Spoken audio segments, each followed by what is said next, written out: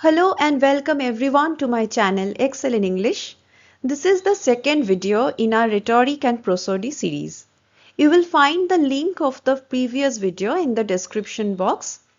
Today we will move on to one of the most important and frequently tested areas of rhetoric, that is figures of speech based on repetition. So let's get started. যে figures of স্পিচগুলো নিয়ে আজ আমরা আলোচনা করব তাদের মূল বৈশিষ্ট্যই হলো repetition of a word or a group of words.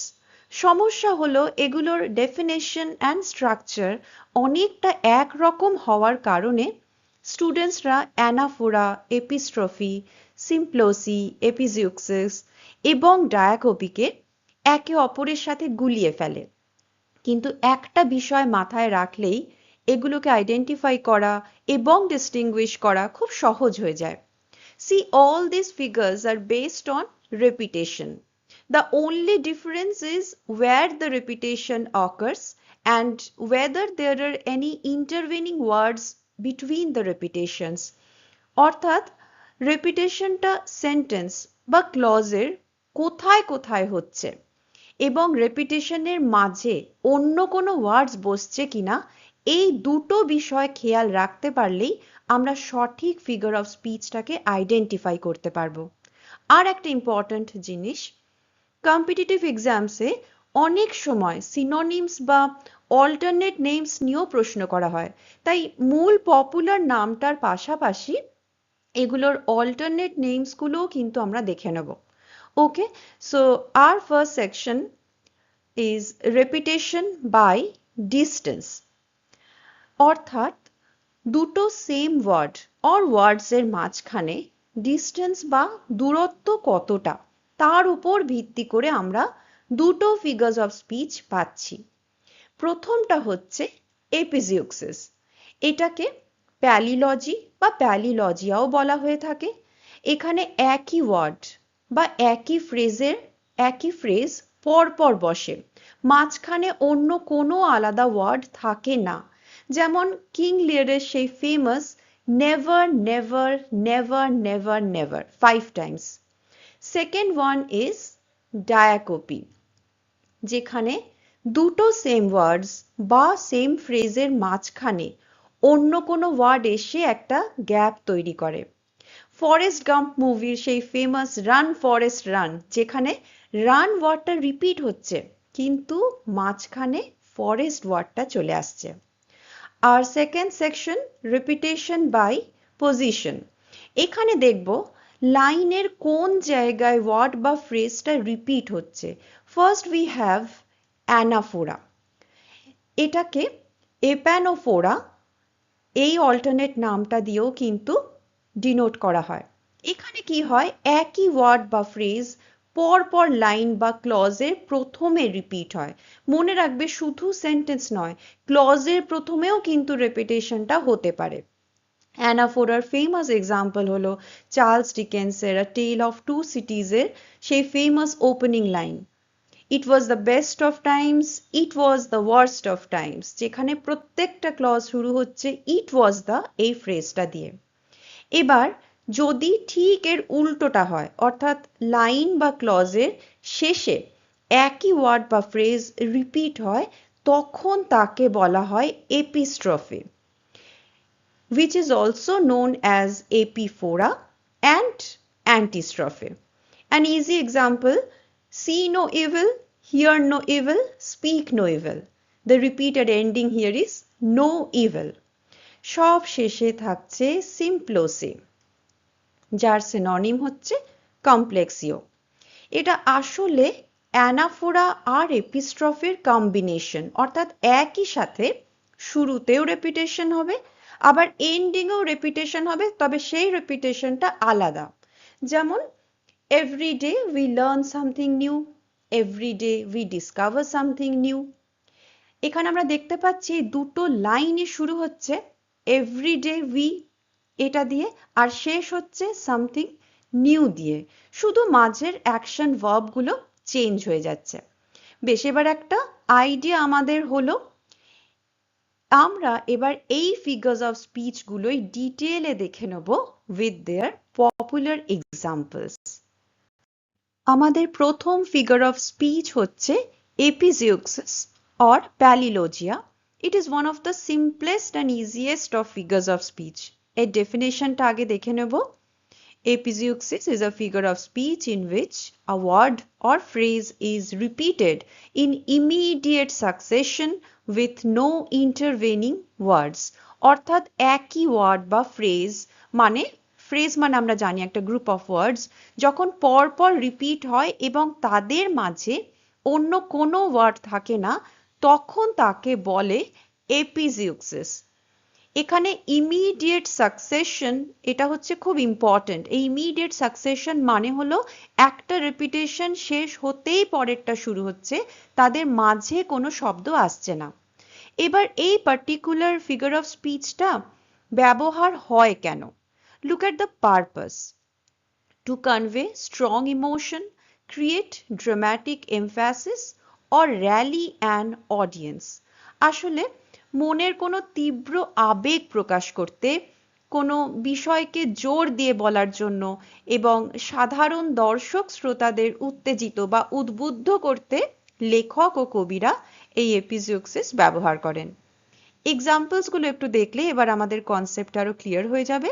First example is from Shakespeare's Hamlet. Words words words, এখানে ওয়ার্ডস পর পর 3 বার বসছে এবং মাঝে কিন্তু কোনো ইন্টারভেনিং ওয়ার্ডস নেই। এই রেপিটেশনটা কিন্তু ফ্রেজের ক্ষেত্রেও হতে পারে, যেমনটা আমরা আমাদের সেকেন্ড এক্সাম্পলে পাচ্ছি, জোসেফ কনরাডের famous novel heart of darkness থেকে নেওয়া দ্য হরর দ্য হরর। এখানে দ্য হরর ফ্রেজটাই রিপিট হচ্ছে 2 বার, মাঝে কোনো রকম অন্য ওয়ার্ড ছাড়াই। So episioxis means immediate repetition, no intervening words. এখন প্রশ্ন হলো, যদি একই ওয়ার্ড বা ফ্রেজ রিপিট হয় কিন্তু মাঝখানে অন্য কোনো শব্দ এসে যায়, তখন সেটা কি হবে? সেটা হবে আমাদের নেক্সট ফিগার অফ স্পিচ, ডায়াকপি। আমরা ডায়াকপি ওয়ার্ডটার অরিজিনটা প্রথমে দেখে নেব। এই ডায়াকপি ওয়ার্ডটা এসেছে গ্রিক ওয়ার্ড ডায়াকপি থেকে, যার লিটারাল মিনিং হচ্ছে a cutting into or to cut across, অর্থাৎ মাঝখান থেকে কেটে দেওয়া। লক্ষ্য করো নামটার মধ্যেই এর বৈশিষ্ট্য লুকিয়ে আছে।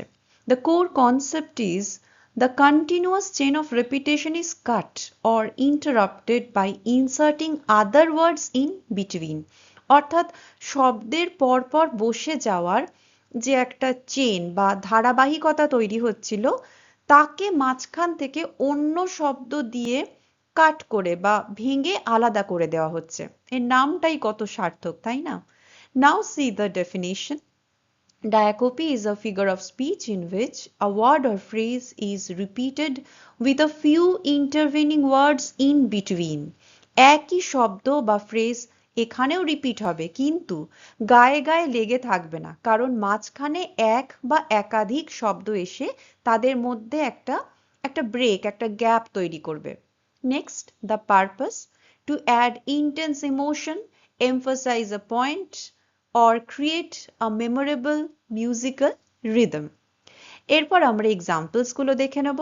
First of course from Shakespeare's Hamlet, to be or not to be. দেখো টু বি ফ্রেজটা রিপিট হচ্ছে, কিন্তু রিপিটেশনের মাঝে রয়েছে অর নট। এই ইন্টারভেনিং ওয়ার্ডসটা রয়েছে বলেই আমরা এটাকে বলবো diacope. Next example is from Leo Tolstoy's Anna Karenina. Happy families are all alike. Every unhappy family is unhappy in its own way. এখানেও unhappy ওয়ার্ডটা কাছাকাছি দুবার এসেছে, but there is a gap in between. তাহলে এপিজিওক্সিস আর ডায়াকপির মধ্যে differentiate করার জন্য কি মনে রাখবো?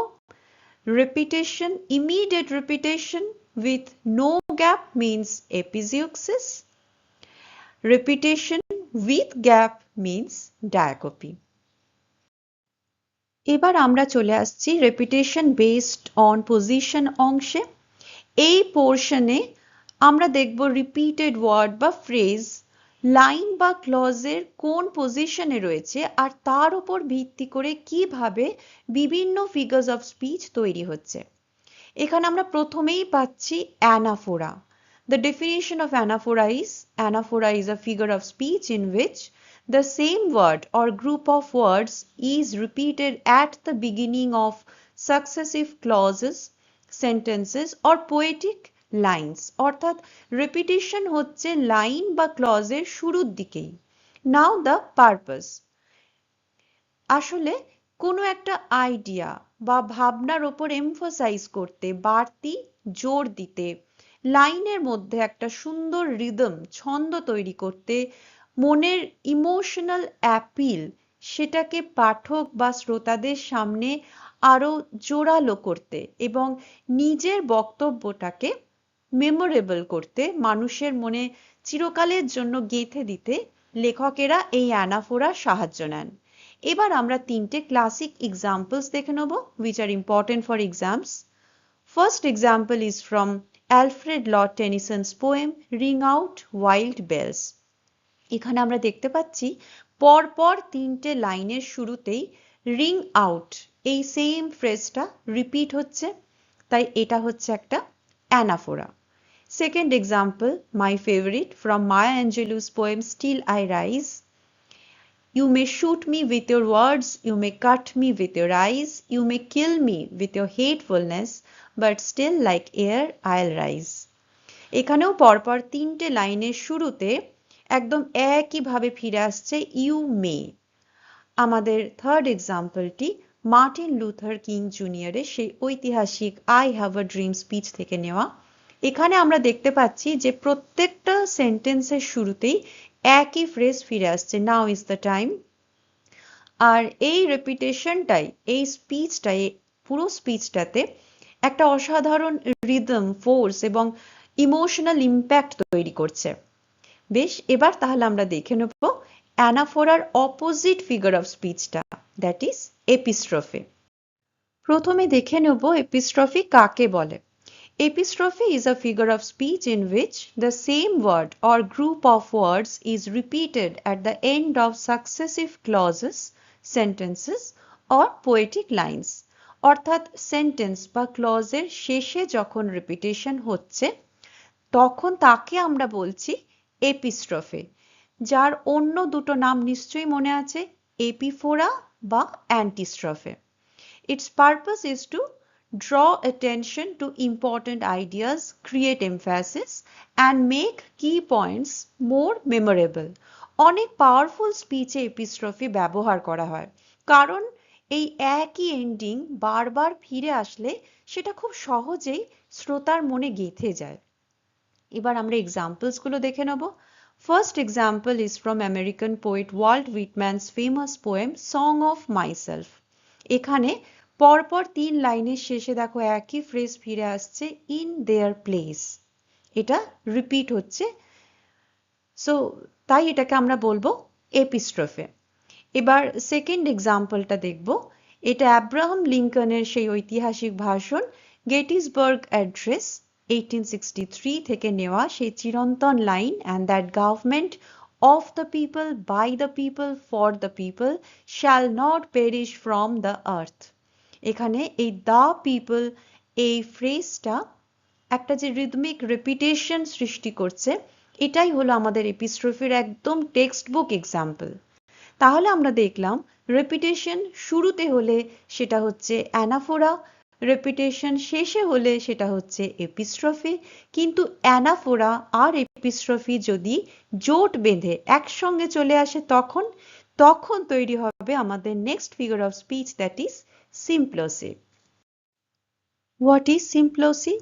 Symplosis is a figure of speech in which the same word or phrase is repeated at the beginning of successive sentences or clauses. মানে anaphora পাচ্ছি, and another word or phrase is repeated at the end of those same sentences or clauses. মানে এপিস্ট্রফি। তার মানে পরপর লাইনের শুরুতে একটা repetition, আবার সেই লাইনগুলোর শেষেও অন্য একটা রেপিটেশন থাকবে। তাই সিম্প্লোসিকে বলা হয় অ্যানাফোরা অ্যান্ড এপিস্ট্রফির কম্বিনেশন। এবারের পারপাসটা কি? আসলে দুটো আলাদা আলাদা অপশন বা ভাবনার মধ্যে একটা চমৎকার কন্ট্রাস্ট বা তুলনা তুলে ধরতেই লেখকেরা এটি ব্যবহার করেন। শুধু অ্যানাফোরা বা শুধু এপিস্ট্রফি একা যেই ব্যালেন্সটা তৈরি করতে পারে না, সিম্পলসই কিন্তু লেখার মধ্যে সেই অসাধারণ ব্যালেন্স বা ভারসাম্যটা নিয়ে আসে। আর তার সাথেই লাইনে একটা দারুণ রিদম বা ছন্দ তো তৈরি হয়ই। এবার আমরা এর এক্সাম্পলস গুলো দেখে নেব। প্রথম এক্সাম্পলটা অ্যালফ্রেড লর্ড টেনিসনের the charge of the light brigade থেকে। Cannon to the right of them, cannon to right of them, cannon to left of them, cannon in front of them. এখানে দেখো প্রতিটি লাইনিং এর বিগিনিং এ Canon water repeat হচ্ছে, তাই এটা আমরা এখানে অ্যানাফোরা পাচ্ছি। আবার প্রত্যেকটা লাইনের এন্ডিং এ অফ দেম এটা রিপিট হচ্ছে, সো দিস ইজ এপিস্ট্রফি। এবার এই দুটো একসাথে হচ্ছে, তাই এটাকে আমরা বলবো সিম্পলসি। Our second example is from William Shakespeare's Measure for Measure. এখানেও সেই একই প্যাটার্ন, শুরুতেই দুটো লাইনের শুরুতেই পাচ্ছি দ্যাট এঞ্জেলস এটা রিপিট হচ্ছে, আর শেষে is it not strange repeat হচ্ছে, তাই এটাও হচ্ছে সিম্পলসির একটা ভীষণ সুন্দর উদাহরণ। তো আজ এই পর্যন্তই।